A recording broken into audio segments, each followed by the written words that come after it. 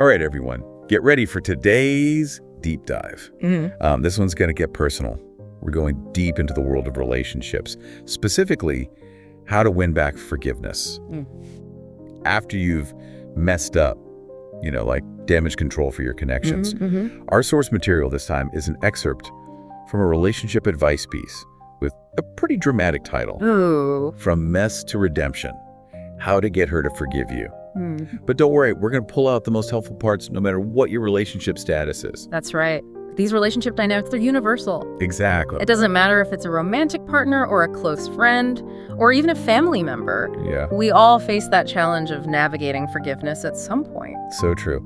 And this advice piece jumps right in, highlighting 5 common causes for relationship blunders: communication breakdowns, trust issues, emotional neglect. Oh. Yeah, that one hits home. Selfishness and just plain old carelessness. Right. I mean, haven't we all been there at some point? I think we have. But out of all of those, I think emotional neglect is the sneakiest one. Interesting.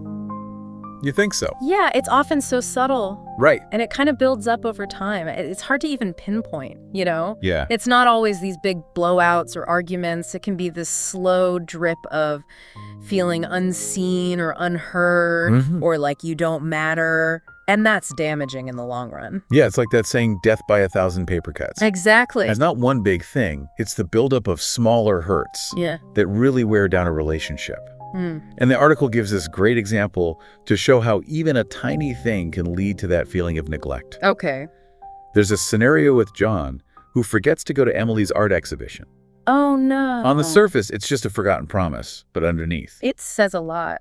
To Emily, it's not just about the missed event. It's about feeling like she's not a priority. Like her passions and accomplishments don't matter to John. Right. And that feeling of not being important can really erode any relationship. Absolutely. It's like a crack in the foundation of the whole thing. Speaking of cracks, the article also talks about the fallout from these missteps. Emotional distress, growing distance, even that dreaded relationship instability. Yeah. But the two that really stood out to me were emotional distress and trust erosion. Those are the cornerstones of a healthy connection. Yeah. When trust is broken and emotional well-being is compromised, the whole relationship gets thrown off balance. Yes. It's like trying to build a house on a shaky foundation. Right. It's all going to crumble eventually. Exactly. And that brings us to the how-to section of this deep dive. What can we do to actually rebuild that foundation? And how do we earn back trust? Right. The article highlights 7 steps to winning back forgiveness. And I have to say, they're pretty insightful. I agree with that. And I think what we really need to emphasize here is that true redemption, it's not just about saying the right words. It's about really understanding, taking responsibility, and making a sincere effort to change. Yes. And that brings us to step 1, which, not surprisingly, is offering a sincere apology. But what does that actually mean? I mean, we've all heard those empty "I'm sorry" fonts. Right, the ones that just don't cut it. Exactly. The article actually quotes a well-known relationship therapist, Dr. Harville Hendrix. Okay. And he says, wisely, I might add, apologies are not just about saying sorry. They're about taking responsibility, empathizing, and making amends. So it's about going deeper than the surface and acknowledging the real impact of what we did. You're so right. It's not enough to just say, sorry, I messed up. Yeah. You have to show that you get the hurt you caused and that you actually want to make things right. And speaking of making things right, the article also talks about making amends. What I found interesting is that it's not about these grand gestures. Right. It's those small, consistent actions that show real change. Absolutely. It's about figuring out what matters to the other person Yeah. and tailoring your actions to their needs, not just doing what you think is best. Yeah. It's showing them through your actions that you value them and respect them, and that you really are committed to rebuilding the relationship. And that's where rebuilding trust comes in. Okay, so we've said we're sorry. We've offered a heartfelt apology. We're actively trying to make things better. Now, how do we even begin to tackle rebuilding trust? It's a process, there's no doubt about it. Right. It takes patience, consistency, and a willingness to be open and vulnerable. Think of it like this. You've accidentally ripped this really valuable tapestry. Okay. You can carefully stitch it back together, but you'll always see the mend, Great. It takes time and care and consistent effort to get it back to its original beauty and strength. I love that analogy.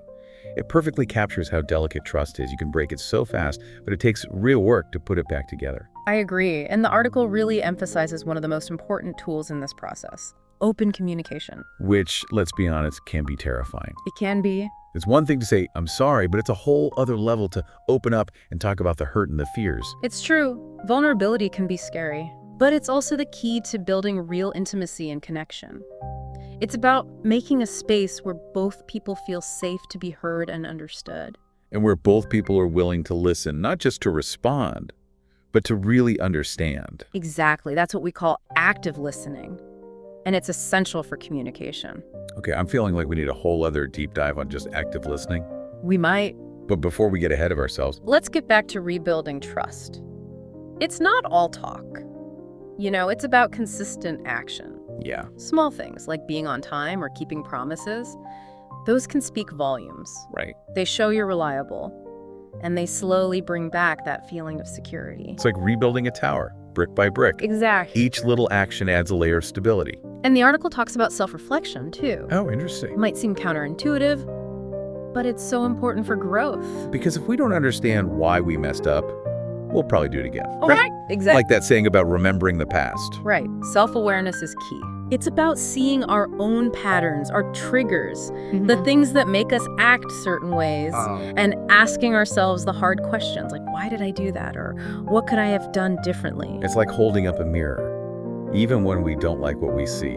It's not always fun, but it's how we grow. And speaking of growth, the article talks about patience and persistence too. Right. That ties into what we said before about trust being a process.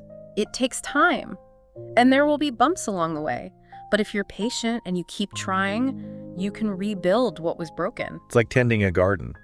You can't just plant a seed and expect a flower overnight. Exactly. It needs care and attention and time to grow. Okay, let's get into some of the tips the article gives. I was really drawn to the idea of writing a heartfelt letter, Oh, yeah. or even making a video apology. I think that's a great idea, especially if you're not so good with words in the moment. Right. Taking the time to write or record something lets you be more clear and thoughtful. And it gives the other person space to process it too, which is important. But it's not about begging for forgiveness, right? It's about showing true remorse, understanding how your actions affected them, and showing the growth you've made. You're right. It's about showing, not just telling. Yeah. Speaking of showing, the article mentions planning something thoughtful. Oh, like a gesture or a surprise. Yeah, as a way to make amends. I like that. It's not about big, flashy things. Right. It's about little acts of love that show you really care. Exactly. It could be making their favorite meal, or planning a special date, Yeah. or even just taking the time to really listen to them. It's about speaking their love language, Yeah. showing them you get what makes them feel good. I love that.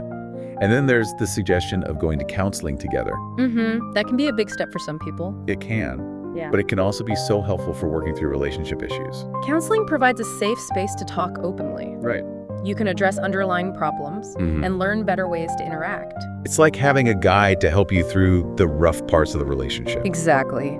But counseling is a tool. It's not magic. It takes commitment from both people. That's true. And sometimes, even if you try your best, Yeah, the relationship might not work out. that's true. And it's okay. Yeah, Sometimes the most loving thing you can do is let go. that's a tough one. But it's important.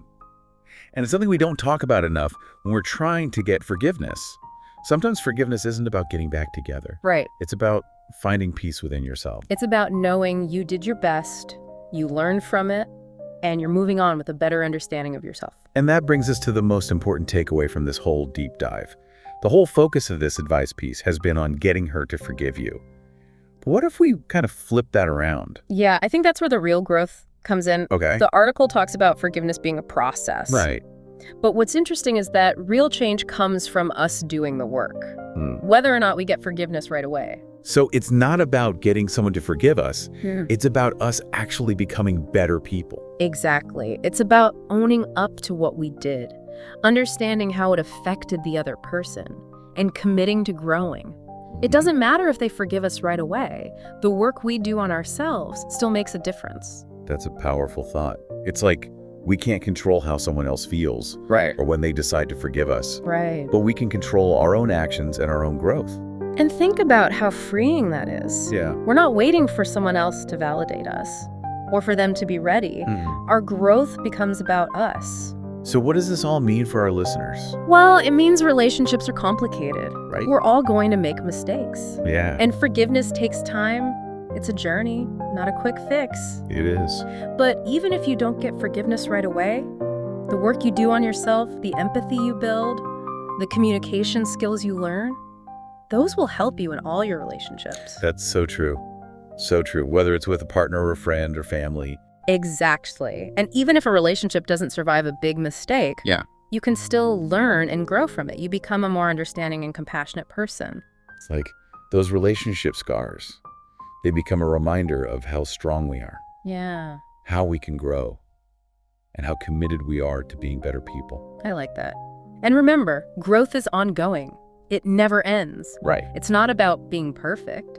It's about trying to be a little better every day, understanding ourselves and others better, and bringing compassion to our relationships. Always being open to learning new things. That's a great point.